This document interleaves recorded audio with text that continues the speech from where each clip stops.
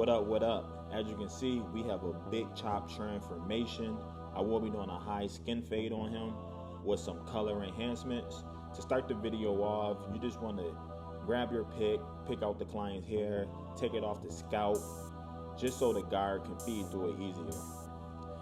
He wants to go down to a 1.5, so I just threw on my 3 guard first, just to be safe. You see me lifting up the hairs in the front to check for any cowlicks, and I just don't want to nick them or anything, so that's why I just threw on a bigger guard, just to knock down majority of this bolt.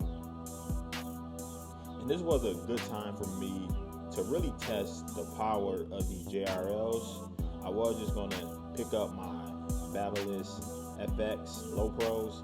I was like, let's test the power out with these JRLs. And they really not bad, man. Like, they go right through the hair.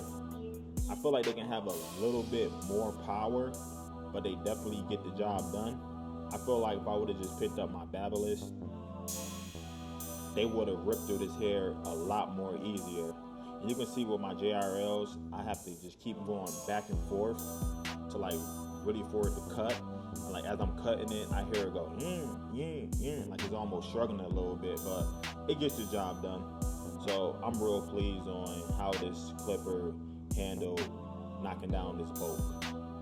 So we're just gonna continue to just knock down majority of this weight.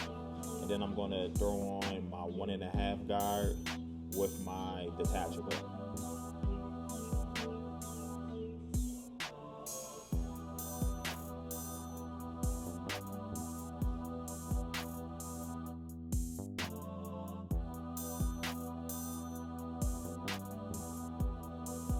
Alright, since his hair haven't been brushed and it's just been sticking up for a long time, I want to make sure that I brush the hair down to the direction it wants to grow, just to see how everything is laying for me. Then I'm going to come back with my detachable with the 1.5 blade on there, and now I'm just going to knock everything down to its desired length, and I'm making sure that I am cutting the way the hair grows. And with these detachables, man, they just rip through hair, man. They just get right to the point, and they just rip through hair, man. And it's true to the guard. And what I mean by that, if I was to pick up my JRL, throw the 1.5 guard on there and have it closed, I can still pick up my detachable clipper with the 1.5 and hair will still come off. So if you're just looking for a clipper with just one swipe and you don't want to keep going back over the same spot multiple times, I would definitely recommend that you get a detachable clipper. To start this fade off, I pick up my saber and I'm setting in my first initial ball guideline at the bottom of his C-cup area. And then I go to the back and connect it with the sides. Then I go to the other side, start right at the bottom of his vertical bar, and I'm going to follow this line to the back of his head and connect everything all together. I did not show me debulking him and using the foil shaver on him. And yes, he can use the foil shaver on his skin. And to start this fade off, I start with the lever open, going up about 1 inch, and I'm going over this guideline multiple times to make sure I have it down to its desired length. You can see I'm making my guidelines a little bit wider. This is not going to be a tight fade. I am going to stretch this fade out. And I like stretch fades because I feel like they come out more blurrier. I do not really like compressed fades. I feel like it just don't look right to me, in my personal opinion. So that's why I like stretching out fades. The only time I really stretch out a fade if the customer asks for a high and tight. Next, I'm going to throw on my number 2 guard. Now remember, I cut him down with a 1.5. So this 2 should blend right into that 1.5, and I'm taking it straight up to his parietal ridge, and I'm flicking out. Now we're going to take out this bottom line. I start with my lever closed, and I'm going to start to tap at the bottom line. When I see it shift up, I'm going to gradually open up my lever. Once I am halfway in the lever, my line should be completely faded out. If it's not faded out, then I would just go back and repeat the same exact steps. Now I'm just detailing it out. You can see I have some dark spots that I'm trying to just make it lighter. So I'm doing a little bit of lever play, going back and forth from my lever, try to lighten up those spots. Then I'm going to throw on my 1 guard close, and I'm going to go up again about 1 inch. And you can see his hair is growing sideways, so that's the way I have to cut it. And I'm going to go over this guideline multiple times just to make sure I got it down to that 1. Now I'm going to throw on my half guard by wall, and I am halfway on my lever. And now I'm going to start to feather out this guideline, preparing to soften it up and take it out. Now I'm going to close my lever up all the way, and now I'm going to go at the bottom of the guideline and flick it out. And as you can see, my line is starting to come out for me. Make sure you're using the corner of the blade.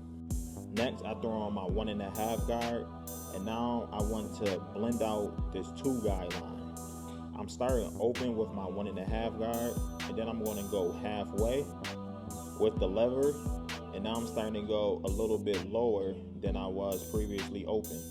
Now I'm going to close the lever up all the way, and now I want to be at the very bottom of the guideline, starting to soften it up, preparing it to take it out with my 1 guard. Next, I throw on my 1 guard, and I am halfway, and I am flicking at the bottom of the line. Now you see me just go close, and now I'm just using the corner of the blade. The reason why I'm using a corner is because I do not want to risk bringing up this fade, and it just helps you just nitpick at the little dark spots. And you see me go with the grain right there on the parietal ridge with the 1, and all that's doing is just helping me just smooth down the blend. Then I throw on the Babyliss 0.5 guard, and all I'm doing is just detailing the fade.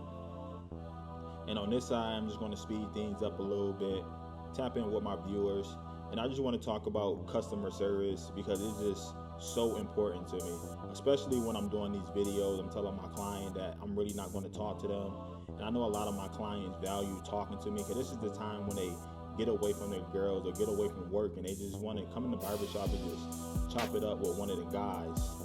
And something what I do to like help me out with a client when they first sit in my chair, and I drape them up, and of course I go through the consultation, and I always like to remember something important that they told me. For example, people get married, people go out of town, people get new job promotions, and we cut so many people throughout the day and throughout the week, and sometimes you might not see this client for a month or 2 weeks, and we really not going to remember this stuff. So what you can do is you can go into your booking app and then have a note setting, and you can write in the notes, this client getting married, or this client just got a new job promotion, or this client just had a date with his girlfriend. And when that client come back and see you again, you can bring that up, and it's going to pop up in your notes whenever he book an appointment with you. And that's what clients like, man. They love when we pay attention to the little things and we bring it up. And I always try to make the haircut about my client. It's not about me, what I got going on in my life. It's more so about them, what they got going on. I always want to keep the client talking. The only time I would talk about myself is when the client asks me something that I told them that they remember. We just have to start valuing our clients more than just a dollar sign. And I make my clients feel good in the chair, as I'm fading them. I might just look at the mirror and just like, damn, man, like this fade blurry, or this haircut look good on you, or something stupid as in when my clients sit down and I notice he have on a new pair of shoes, I'm gonna say, damn, bro, you got some new shoes on? You shining, man, or you rich. I'm telling you, man, it's just little stuff like that to just make a client feel good about themselves. And what's important is showing them that you actually listening to them and you are paying attention. Because listen, bro, I work in a shop with 13 other barbers. What makes me stand out from the rest? I'm going to tell you. I'm going to give you a great haircut, phenomenal customer service, and my overall experience is going to be better. Because listen, half of these clients don't even know what a good haircut is. You can give somebody a mediocre haircut and you can give them phenomenal customer service, and I guarantee it, they are not going to book with anyone else. They are going to come back with you just because the overall experience that you gave them and your customer service was phenomenal. You have that client locked. So that's just what I'm trying to express, is that customer service goes a long way. We are in a customer service business and we have to be professionals at all times. So if you are just one of them barbers that just like to put your AirPods in and just cut your client and just have them sitting there looking lost and dumbfounded, bro, you are effing up your bag, bro. Stop it. Just stop doing it. And I guarantee it, if we put a little bit more time and effort into our customer service, your tip will get way better. No diddy, bro. All right, let's jump back into the haircut. I put some liquid razor on my client. It's some hold spray. Then I'm gonna plant right in the middle, and I'm just gonna make a straight line going to the other side. And my fault, man, I'm still trying to get this camera angle right for my edge up. It's not easy, bro. It's not easy, but I'm going to get better at giving you guys a better shot with the front lineup.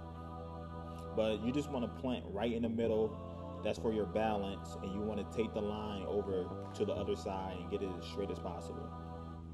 Then I'm going to lift his head up, and I'm going to go right back into the center with my balance and go straight across. Remind you, this is my rough draft. I'm really not trying to make this line straight as possible right now. I'm just taking my time trying to set it in. And one thing about doing front lineups, you don't ever want to force a line in. You just want to take your time. And especially if your trimmers are hitters, just tap and go, man. Keep looking at the mirror, go behind your client, look in the mirror, just to make sure you're getting that edge up straight as possible. And here's a quick little gem for edge ups. You want to make sure that your pointers are pointy. They cannot look like a circle. You want to make sure they are pointy and it will pop out your edge ups. Now we are going to add some enhancements. I have a Bean Team cordless compressor with the Sean Cuts Hair enhancement card, and I'm spraying on the card. I'm really not spraying directly on the client's head. You just wanted to mist on to the hairline. And I do not know what that white stuff is on my color enhancement card, but that's not going to stop me from locking in. And even right here, you see me spraying on the card and letting it mist on to the hair. Then I'm going to go back and I'm going to touch up everything to make sure that his edge up is straight as possible. And just look at that fade. We call that a high mix blurry. And this is how my boy came in looking. He haven't had a haircut in 3 months. He needed it bad, so I had to bring him back to life. And this is how he came out looking. Thanks everyone for watching, man. Don't forget to like, don't forget to comment, and don't forget to hit that subscribe button. It's your boy More Phase, man. I'll see you guys on the next video, and I am out ya.